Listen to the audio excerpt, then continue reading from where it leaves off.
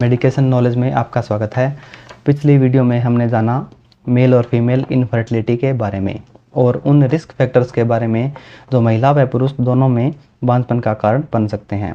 आज हम बात करेंगे सिर्फ उन रिस्क फैक्टर्स की जो केवल महिलाओं में बांझपन का कारण बनते हैं, यानी वे कौन कौन सी कंडीशंस है जो महिलाओं में प्रेगनेंसी ना लगने का कारण बन सकती है। इसमें सबसे पहला रिस्क फैक्टर है अबनॉर्मल पीरियड्स या अबनॉर्मल मेंस्ट्रुएशन, यानी पीरियड्स का अनियमित हो जाना। साधारण तौर पर ज़्यादातर महिलाओं में पीरियड्स का टाइम 4 से 7 दिन का होता है और 28 दिन बाद पीरियड्स रिपीट होते हैं। 21 दिन से लेकर 35 दिन तक पीरियड्स का रिपीट होना नॉर्मल माना जाता है। लेकिन अबनॉर्मल पीरियड्स की कंडीशन में या तो पीरियड्स 21 दिन से पहले आते हैं या फिर 35 दिन के बाद कभी भी आ सकते हैं। कई बार लगातार पीरियड्स मिस हो जाते हैं। कई बार पीरियड्स के दौरान मेंस्ट्रुअल फ्लो सामान्य से ज़्यादा हल्का या भारी आता है। पीरियड्स 7 दिन से ज़्यादा समय तक रहते हैं। पीरियड्स के दौरान दर्द, ऐंठन, जी मिचलाना, उल्टी लगना जैसी दिक्कतें आती हैं। पीरियड्स स्टार्ट होने से पहले ही ब्लीडिंग या स्पॉटिंग हो जाती है। ये सभी सिम्टम्स अबनॉर्मल मेंस्ट्रुएशन के एग्जाम्पल्स हैं जो महिलाओं में इनफर्टिलिटी का कारण बन सकते हैं। दूसरा रिस्क फैक्टर है ब्लॉक्ड फैलोपियन ट्यूब। अगर किसी कारण से महिला की दोनों फैलोपियन ट्यूब कम्प्लीटली ब्लॉक हो जाती है तब महिला को प्रेगनेंसी कंसीव नहीं हो पाती है, क्योंकि प्रेगनेंसी कंसीव होने की प्रोसेस फैलोपियन ट्यूब में ही होती है।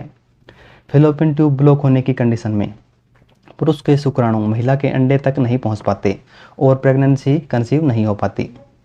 नॉर्मली ब्लॉक्ड फैलोपियन ट्यूब कोई भी सिम्टम शो नहीं करती, जिसकी वजह से इसका तुरंत पता नहीं लगता और प्रेगनेंसी कंसीव ना होने पर इसका डायग्नोज किया जाता है।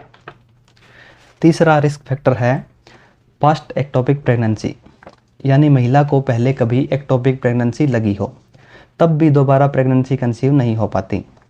एक्टोपिक प्रेगनेंसी को ट्यूबल प्रेगनेंसी भी कहा जाता है। एक्टोपिक प्रेगनेंसी एक ऐसी कंडीशन होती है जिसमें महिला का एग फर्टिलाइजेशन के बाद बच्चेदानी से बाहर ही चिपक जाता है और ग्रो करने लगता है। ज़्यादातर एग फर्टिलाइजेशन के बाद फैलोपियन ट्यूब में ही चिपकता है, इसलिए इसे ट्यूबल प्रेगनेंसी कहा जाता है।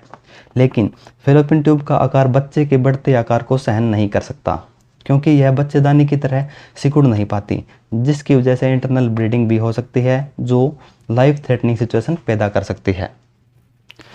अगला रिस्क फैक्टर है पिट्यूटरी ग्लैंड डिसऑर्डर या हाइपर पिट्यूटेरिज्म। इस कंडीशन में पिट्यूटरी ग्लैंड जो हमारे ब्रेन में पाया जाता है ओवर एक्टिव हो जाता है और ज़्यादा मात्रा में पिट्यूटरी हार्मोन्स ब्लड में रिलीज करता है, जिसकी वजह से ग्रोथ, मेटाबॉलिज्म, रिप्रोडक्शन पर इफेक्ट पड़ता है और प्रेगनेंसी कंसीव होने में दिक्कत आ सकती है। पांचवा रिस्क फैक्टर है पेल्विक इन्फ्लेमेटरी डिजीज। इसमें महिला के रिप्रोडक्टिव ऑर्गन्स जैसे बच्चेदानी, ओवरी, फैलोपियन ट्यूब इनमें इन्फेक्शन हो जाता है। ज़्यादातर ये इन्फेक्शन सेक्सुअल ट्रांसमिटेड होता है, यानी संबंध बनाने से। पेट में दर्द और vaginal discharge pelvic inflammatory disease के सिम्टम्स है और इस इन्फेक्शन को एंटीबायोटिक्स मेडिसिन से ठीक भी किया जा सकता है। पेल्विक इन्फ्लेमेटरी डिजीज ये भी महिलाओं में इनफर्टिलिटी का कारण बन सकती है। अगला रिस्क फैक्टर है थायराइड डिजीज। थायराइड की 2 डिजीज होती है, हाइपरथायरॉयडिज्म और हाइपोथायरॉयडिज्म। ये दोनों थायराइड की डिजीज है जो महिलाओं में इनफर्टिलिटी का कारण बन सकती है। 7वां रिस्क फैक्टर है सीलिएक डिजीज। सीलिएक डिजीज एक डाइजेस्टिव और ऑटोइम्यून डिसऑर्डर है जिसमें स्मॉल इंटेस्टाइन डैमेज हो जाती है। सीलिएक डिजीज होने की कंडीशन में भी महिलाओं को प्रेगनेंसी कंसीव करने में दिक्कत आ सकती है। अगला रिस्क फैक्टर है सिकल सेल एनीमिया। एनीमिया यानी कि खून की कमी। सिकल सेल एनीमिया एक ब्लड डिसऑर्डर है जिसमें हमारी रेड ब्लड सेल्स की शेप नॉर्मल शेप से अलग होती है, जिसकी वजह से रेड ब्लड सेल्स की लाइफ कम दिन की होती है और महिला में खून की कमी हो जाती है, जो महिला में इनफर्टिलिटी का कारण बन सकती है। इसके अलावा किसी भी तरह की किडनी डिजीज होने की वजह से भी महिलाओं में बांझपन का कारण बन सकती है। धन्यवाद। नेक्स्ट वीडियो में हम जानेंगे वो कौन कौन सी कंडीशंस है जो सिर्फ पुरुषों में बांझपन का कारण बनती है।